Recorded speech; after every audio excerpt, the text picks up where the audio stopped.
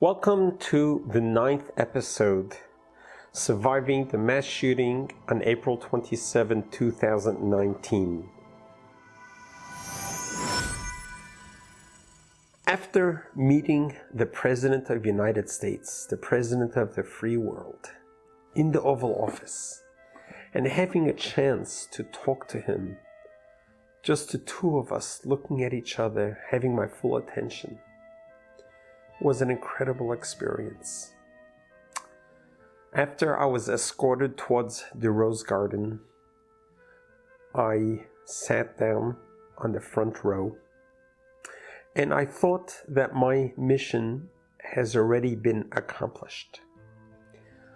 That for whatever reason, God wanted me to be welcomed to the White House and to be in the Oval Office and to look at the President of the United States of America in his eye and talk to him about a moment of silence in public schools, to thank him for his support of Israel, and then asking him to please pick up the phone and call President Putin and ask him to release the Schneerson Library, the collection of books that has been sitting in a warehouse since World War II that belongs in the library in Brooklyn, New York.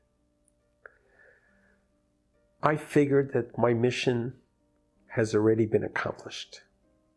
Now I'm sitting down in the Rose Garden where there's going to be a day of prayer ceremony with various speakers. The president comes out and he's standing on the podium, and he introduced Mr. Oscar, who was the veteran hero who was able to chase the shooter out, and Jonathan, who was the Border Patrol agent who pursued the shooter. And then the president turned to me and asked me to come up and say a few words. As I'm walking up to the stage, I walk up the stairs. I had one hand in a sling and the other hand completely bandaged with a blue cast. So when the president saw me, he stuck out his hand. I was able to shake his hand, and I whispered into his ear, and I said, "Mr. President, thank you for wearing a tie that matches my cast." And he took such a chuckle from that. And I think that type of atmosphere, the type of friendship we have already developed, after he spoke to me, he called me in my house, and then meeting him in the Oval Office, and there was a type of personal connection that we have developed. And so I felt comfortable enough of sharing that with him. At that time, I had no script. I wasn't sure exactly what is expected of me to say. I also was unaware that I'm going to be talking on national television to all of America and international. Some 27 million people were watching this live.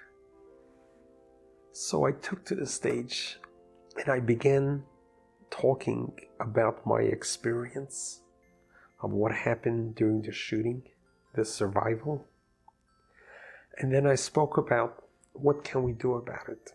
Please listen to this impromptu speech that I gave at the Rose Garden. Just 5 days ago, Saturday morning, I faced evil and the worst darkness of all time, right in our own house of worship, right at Chabad Poway. I faced him, and I had to make a decision. Do I run and hide, or do I stand tall and fight and protect all those that are there? We cannot control what others do, but we can control how we react. My dear Rabbi, Rabbi Menachem Mendel Schneerson, taught me The way we react to darkness is with light. It was that moment that I made a decision. No matter what happens to me, I'm going to save as many people as possible. I should have been dead by now, based on the rule of statistics. I was in the line of fire, bullets flying all the way. My fingers got blown off, but I did not stop. The Rabbi taught me, as a Jew, you are a soldier of God. You need to stand tall and stand fast and do whatever it takes to change the world. My life has changed forever, but it changed so I could make change. And I could help others learn how to be strong, how to be mighty and tall. Many have asked me, Rabbi, where do we go from here? How do we prevent this? And my response is what my Rebbe told me when President Ronald Reagan was shot. The Rebbe said, we need to go back to the basics and introduce a moment of silence in all public schools so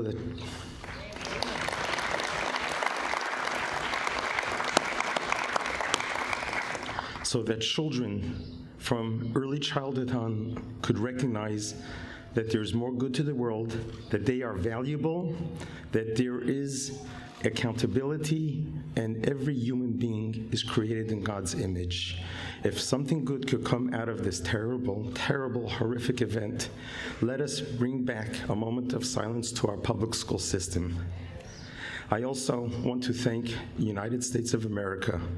I'd like to thank our dear, honorable Mr. President for being, as they say in Yiddish, a mensch par excellence.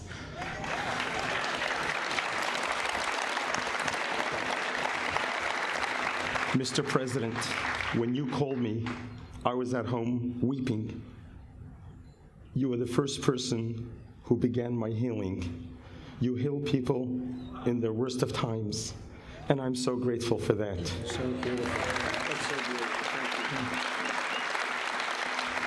Thank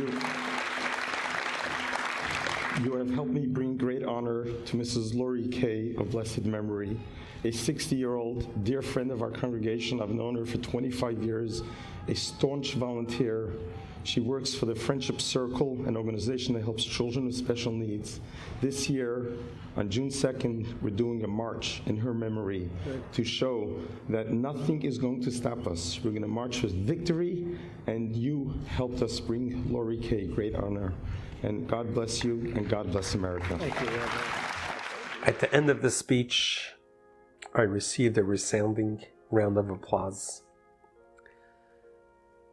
And when I turned around to leave, the president shook my hands. And I told him some very kind words, how much I appreciated him inviting me to the White House and to be able to give over this speech to the world. At the time, I truly thought that my survival of almost nearly death experience was for a purpose and a reason. And perhaps this is one of the reasons that I had to get on the world stage and to talk to an audience like I never had before. The words that were coming out of my heart was pure, unscripted. It was a pure reaction, a reflection of what I was experiencing at the time. And my understanding was that when you surrender to God and you are a soldier, a foot soldier for God, then He will take whatever you do and deliver it where it needs to go. And that's the way I felt. So whatever words had to be spoken at the time were spoken, and they reached its destination. After the ceremonies of the day of prayer, I began meeting the various clergy people that were there. There's one individual who stood out. His name is Mike Evans. He's an evangelical minister. He came over to me and he embraced me. And he introduced himself. And he told me as follows. He says, Rabbi, I'm so sorry for what you went through. But I want to sponsor for the next year to have a live guard standing in front of your temple. Count me in for that. And he gave me his phone number. That meeting turned into an amazing friendship between the evangelical minister and myself. Next week, Mr. Mike Evans delivered. He wired the money in, and we were able to have a live guard in front of our temple. In the meantime, he came to visit me. When he visited with me, he revealed to me that he was actually born Jewish. His mother was an Orthodox Jew. However, his father was not. His father was an avid anti-Semite. His father used to unfortunately beat his mother. And he, as a child, grew up in such an environment that he made a pledge to himself that I couldn't protect my mother from anti-Semitism. So I'm going to grow up and do whatever I can to fight anti-Semitism. As he's talking to me, he's 72 years old. I asked him, says, Mike, you're a Jewish boy, you're born to a Jewish mother. Did you ever have a bar mitzvah? He was shocked, and tears started to come down. He says, Rabbi, I've been to Israel hundreds of times. Never has any rabbi ever offered to give me a bar mitzvah. You're the first rabbi who offered me that. And he says, Rabbi, I would love to have a bar mitzvah. I took his hand and I walked with him down the hallway into the sanctuary in front of the ark. I took out the holy leather boxes to fill in. I wrapped it around his hand just like we do for a 13-year-old boy and put it on his head. I said the prayers with him. And we said the bar mitzvah prayers with him. And I look up to him and says, Michael, you are now bar mitzvah. It was such an emotional experience for him. So much so that the next book that he wrote, he has written over 22 books. The next book he wrote, he dedicated it to me and this bar mitzvah event. This was another one of these missions that unfolded itself after the shooting. So after I finished my time in Washington, it was time to go back home. This was just 5 days after the shooting. I was totally exhausted and I really needed to get home. So we had a flight from Washington to Minnesota and then from Minnesota to San Diego. As we were getting ready to leave, we checked with the airlines that the flight from Minnesota to San Diego was canceled. My younger brother, who accompanied me throughout all this, I looked at him, I said, you know what? Let's see if we could get a flight from Washington to New York. Let's go to the cemetery where my saintly rabbi is buried. And let me pray there. Let me thank God at this holy place for surviving the shooting. So my brother looks it up and says, yes, as a matter of fact, there's a flight in a few hours that we can fly to New York. And which we did. We flew to New York. We landed around 1 a.m. in the morning. We arrived at the Rabbi's gravesite at 2 o'clock in the morning. This gravesite is an old Montefiore cemetery in Queens, New York. There, the very first Chabad Rebbe who brought my organization to New York came in 1940, and in 1950 his son-in-law took over, and he became my rabbi. And he was the one who dispatched my wife and I to come and build a community in Poway, California.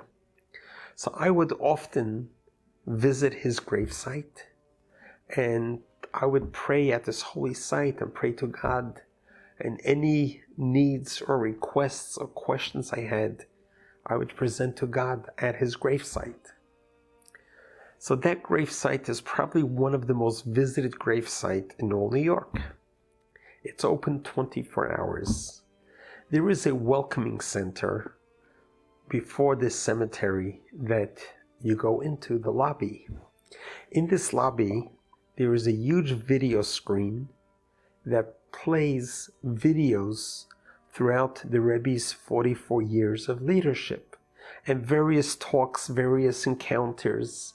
And the Rebbe spoke thousands of hours over those 44 years, and many of them have been videoed, and they play it over at the screen. The most incredible, extraordinary, serendipitous event occurred, which couldn't be scripted. I walk into the welcoming center. In the lobby, I take a look at the screen, and I see the Rebbe talking about a topic that I never heard the Rebbe talk about it. And later on I was told that he only spoke about it once or twice in his whole leadership. And here I walk in at 2 o'clock in the morning. At that very moment, the Rebbe begins talking about the Holocaust and talks about Auschwitz and talks about the tragedy of how many innocent people were killed just because they were Jewish. And the Rebbe goes on to say, let every one of the descendants know that when someone gets killed and dies just because they were Jewish, their soul never dies. They go straight up to heaven. They live in eternal peace and paradise. That their soul continues to live on. That we think about all those that died, that they are martyrs.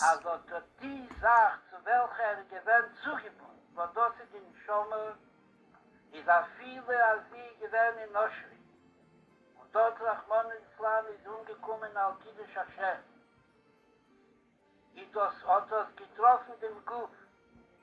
Der Nishome ist geblieben. Der Kesher hat Nishome in der Gut in Nisse geworden. Der Nishome ist aber geblieben. Der Nishome ist geblieben auf morgen nach Auschwitz, auf in der Jahr nach Auschwitz, in der Dora nach Auschwitz. The reason why the Rebbe rarely talked about the Holocaust in public was because the Rebbe was more focusing on not what we lost, but what we need to rebuild. He didn't want to focus on the tragedy, on the darkness. He wanted to focus more of the light. In private, he met with Eli Wiesel and wrote volumes of books about the Holocaust. But in public address, it was always about moving forward. But this was the exception of it. I'm standing there in the lobby, listening as if the Rebbe is talking to me. I begin to cry uncontrollably. Here the Rebbe is talking to me about Lori Lynn Gilbert Kay, who just died because she was Jewish. I was shot, nearly killed, because I'm a Jew. The exact words the Rebbe was talking about what happened at Auschwitz, and what happened to the 6 million beautiful, innocent souls that were cut short for only one reason, because they were Jewish, that they are truly martyrs. It was to me so riveting, it resonated, and so inspiring and comforting, that at that moment when I walked in, that the Rebbe could talk to me, the talk that was said some 30 years ago. But at that moment, at that day, that was meant for me. And I thought about this. Look at this. If the plane wouldn't have been canceled from Minnesota to San Diego, I would have gone to Minnesota. I've gone to San Diego. I would have never had this experience. But that's not divine providence. Divine providence means every footstep is meant to be. And obviously, it was meant to be that I should get the message from the Rebbe, telling me that from heaven, the Rebbe passed away in 1994, that from heaven, he is sending me a signal that he knows what went on at our synagogue. He knows about the mass shooting attack. He knows about Lori Lynn Gilbert Kay's death. And he knows about the experience that I've just been through, this harrowing, terrible experience. That he just wants me to know that Lori is a martyr. That everything I've been through is for the sake of heaven. It was so comforting. I was overwhelmed emotionally. I was physically just couldn't believe this event happened. It was godly. It was spiritual. After 20 minutes watching this video, it just moved me to a whole different level. I sat down. Although my left hand was in a sling, my right hand was all bandaged, I was able to take a pen and write a note. The note that I would write is thanking God for surviving certain death. Thanking God for allowing me to be a spokesperson, to help inspire the world. And I ask for a prayer and ask for a blessing to heal our community, to heal our family, to heal all those that were affected by this mass shooting. I take this letter and I bring it to the Rabbi's gravesite. I read it and I place it down. It says, Rabbi, take this prayer to God for me. I stood there. I was crying. I was sobbing. It was so emotional. The connection you felt to your teacher, to your Rebbe, to my rabbi, was the strongest I felt since he passed away in 1994. Just by walking in at that moment to watch the video about the martyrs of the Jewish people in our time, and being able to be at his gravesite, I could not sleep the rest of the night. The next morning, we made our way to San Diego to be able to celebrate the week anniversary of the shooting. An interesting postscript. I got a call from someone in the know and said that the President of the United States of America called Putin for the first time in 2 years. That was the next morning after I was in the Oval Office, and I looked in his eyes and I said, Mr. President, please lift up the phone, call Mr. Putin, and plead with him to return the Schneerson Library to its rightful owner, to the library here in Brooklyn, New York. The President must have felt my heartfelt plea. And he did lift up the phone. He did call Mr. Putin. Others in the know was telling me that the President was waiting for good reason to call Putin, and this was, I guess, the reason that he needed. What happened in that conversation, I do not know. But I was grateful that the conversation happened. Everything that has occurred since the shooting was on a higher plane. So many spiritual miracles have occurred that it's hard to piece them together other than God was there from the moment of the shooting and throughout.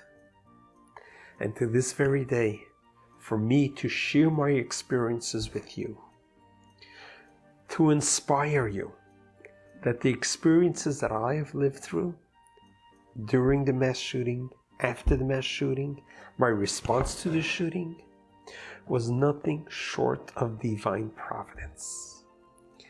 And I think each one of us can incorporate that in your own life. Hopefully no one should ever have to go through a mass shooting to develop this awareness, but to realize that everything in life happens with divine providence. When I look at the sequence of events from the morning I woke up, April 27, 2019, Saturday morning, when I woke up that morning, coming to synagogue, I had no idea that my life will be changed forever. I had no idea that half of me is going to die in that floor with Lori. And the other half that's left is me that I have to live with for the rest of my life. The PTSD and everything that goes with that is all part of God's plan. And to me, I feel so fortunate to have survived the mass shooting, point blank, AR-15. The chances of surviving that is for a purpose and a reason. And I plan to do whatever I can to carry out God's mission to the best I can. Please stay tuned to episode 10, where I'll share with you the incredible experience of the 1-week anniversary of the shooting. God bless you. God loves you.